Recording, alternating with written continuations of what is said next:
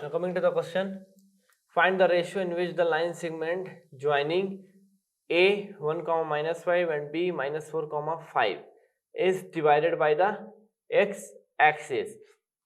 यहाँ पे क्या बताया जा रहा है, कोई भी एक लाइन सेगमेंट बनाया गया है दो पॉइंट्स को यूज करके, A और B को यूज करके कोई भी एक लाइन सेगमेंट बनाया गया है और वो डिवाइड किससे हो रहा है, डिवाइडेड थ्रू एक्स एक्सिस, मतलब y कोऑर्डिनेट्स क्या हो जाएगा उस पॉइंट का, 0, क्योंकि जो भी पॉइंट डिवाइड कर रहा है लाइन सेगमेंट ए बी को, वो किस में डिवाइड कर रहा है, एक्स एक्सिस से के थ्रू, एक्स कोऑर्डिनेट्स के थ्रू डिवाइड कर रहा है, इसका मतलब करस्पॉन्डिंग y एक्सिस क्या हो जाएगा, 0।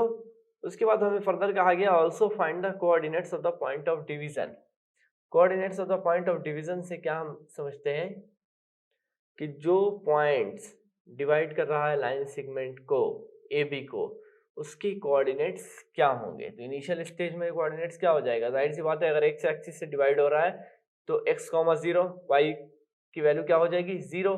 इनिशियल स्टेज में आपका x, 0 कोऑर्डिनेट्स होगा उस पॉइंट का जो डिवाइड कर रहा है लाइन सेगमेंट ए बी को। तो पहले हम लोग क्या मालूम करेंगे यूजिंग सेक्शन फॉर्मूला के थ्रू।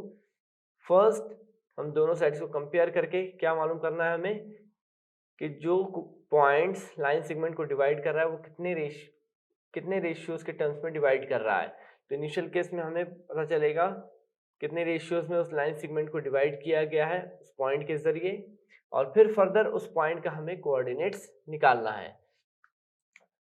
तो यहाँ पे हम क्या करेंगे, सबसे पहले एक स्टार्टिंग पॉइंट ले लेंगे और एक एंड पॉइंट ले लेंगे। अब इन दोनों पॉइंट्स को हम कर देते हैं ज्वाइन, ठीक है। सपोज स्टार्टिंग पॉइंट को हमने लिया ए, जिसका कोऑर्डिनेट्स क्या दिया हुआ है 1, -5। उसी तरह एंड पॉइंट को हमने ले लिया बी, जिसका कोऑर्डिनेट दिया है -4, 5। ये दो पॉइंट्स हो गए आपके। अब इन दो पॉइंट्स को कोई भी एक पॉइंट इस लाइन सेगमेंट पे सपोज फॉर एग्जांपल डिवाइड कर रहा है, ठीक है। तो यहाँ पे हम ले लेंगे एक पॉइंट हमने मार्क कर लिया, सपोज यहाँ पे हम एक पॉइंट मार्क कर लेते हैं, इस पॉइंट को हम नाम दे देते हैं P, ठीक है।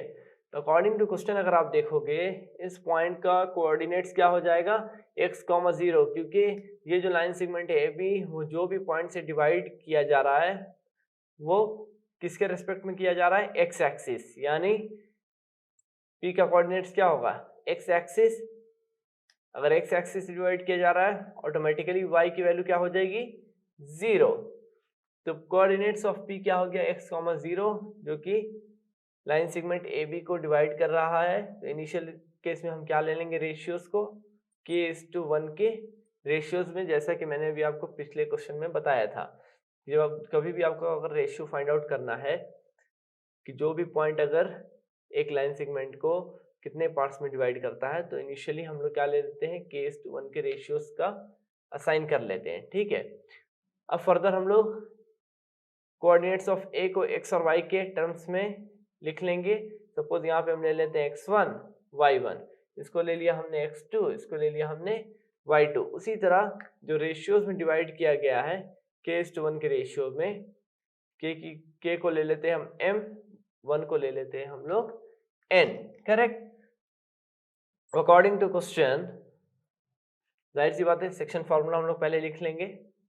तो कोऑर्डिनेट्स ऑफ p क्या है आपका, x, 0 है, लिख लिया हमने यहाँ पे, is equal to section formula क्या हो जाएगा, m into x2 plus n into x1 divided by m plus n, correct, comma again m into y2 plus n into y1 divided by m plus n, ठीक है, ये हो गया।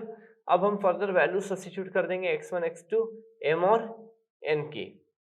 This equals to क्या हो जाएगा यहाँ पे m की वैल्यू क्या है k और x2 की वैल्यू क्या है -4। तो इसको हम लोग लिख सकते हैं x2 इंटू k, मतलब -4 इंटू k प्लस n की वैल्यू क्या है 1, x1 की वैल्यू क्या है 1, तो ये हो जाएगा आपका 1 into 1 divided by m plus n means k plus 1।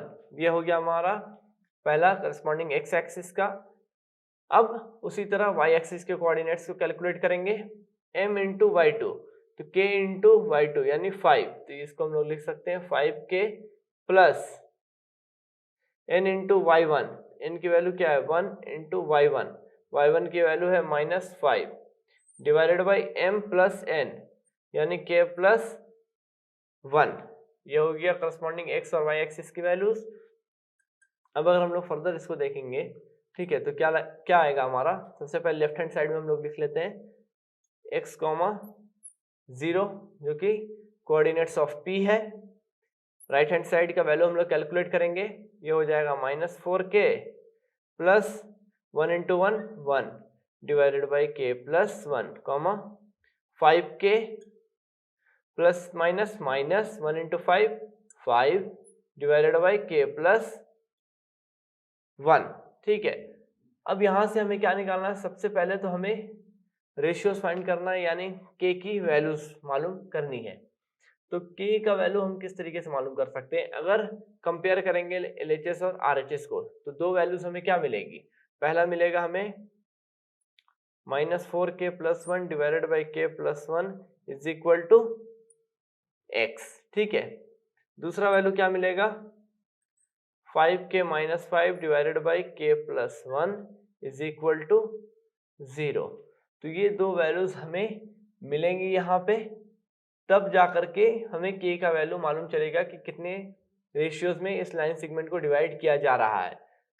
तो अगर हम लोग फर्स्ट केस को अगर कंसीडर करें, तो यहाँ पे x है, तो x की वैल्यू तो हमें मालूम है नहीं, तो इसको हम अगर हम लोग लेते हैं और कंसीडर करेंगे तो हमें वैल्यू मालूम नहीं चलेगा k का। तो k की वैल्यू मालूम करने के लिए क्या करेंगे, सेकंड केस को हम लोग लेते हैं, मीन्स y एक्सिस को कंपेयर करेंगे, क्योंकि y की वैल्यू क्या है 0, तो यहाँ से हमें k की वैल्यू मिल जाएगी। तो कंसीडर कर लेते हैं सेकंड इक्वेशन को।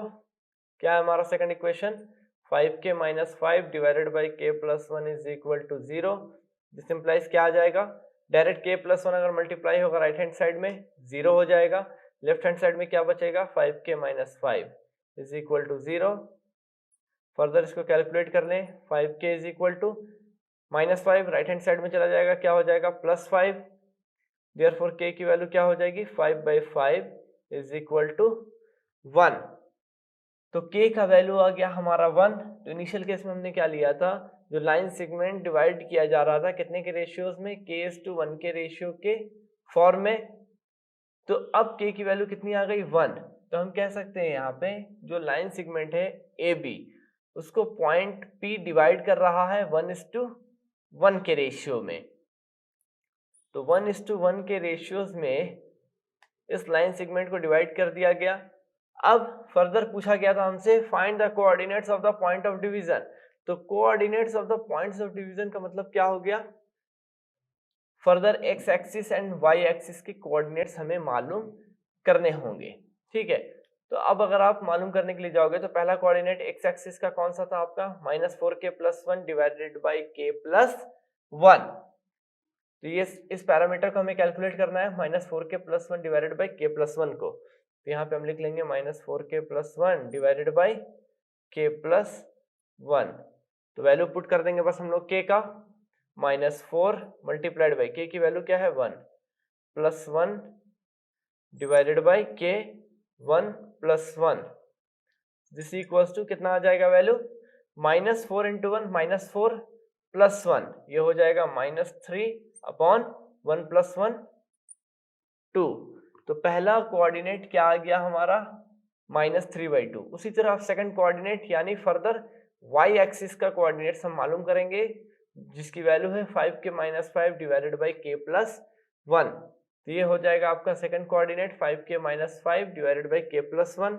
तो यहाँ पे हम लिख लेंगे 5k minus 5 divided by k plus 1। तो जिस तरीके से हमने k की वैल्यू सब्स्टिट्यूट की थी -4k plus 1 divided by k plus 1 के केस में, सेम यहाँ भी उसी की तरह करना है हमें। ये हो जाएगा 5 इंटू k की वैल्यू क्या है 1 माइनस 5 डिवाइडेड बाई k की वैल्यू क्या है 1 प्लस 1।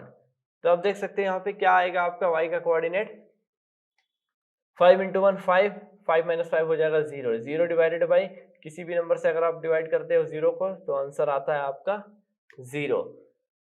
तो जो ओवरऑल कोऑर्डिनेट्स आया हमारा वो क्या आ गया, वो आ जाएगा आपका -3/2,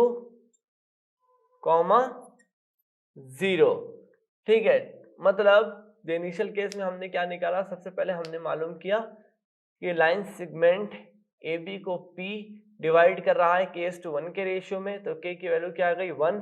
इसका मतलब जो पॉइंट P था वो लाइन सेगमेंट ए बी को डिवाइड कर रहा था, कितने के डिवाइड्स कर रहा था 1:1 के रेशियो में। तो हमने यहाँ पे ओवरऑल लिख लिया 1:1 के रेशियो में line segment A B divide हो रहा है किसके थ्रू, पॉइंट P के थ्रू।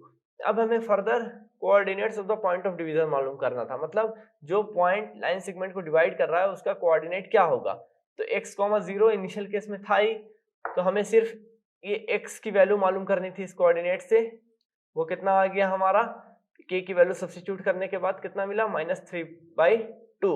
y की वैल्यू ऑलरेडी 0 यहाँ भी थी, तो हमने चेक कर लिया कि ये भी 0 है, मतलब k की वैल्यू जो हमारी निकली थी 1 वो करेक्ट है। तो points coordinates of point of division क्या आ गया हमारा -3/2, 0।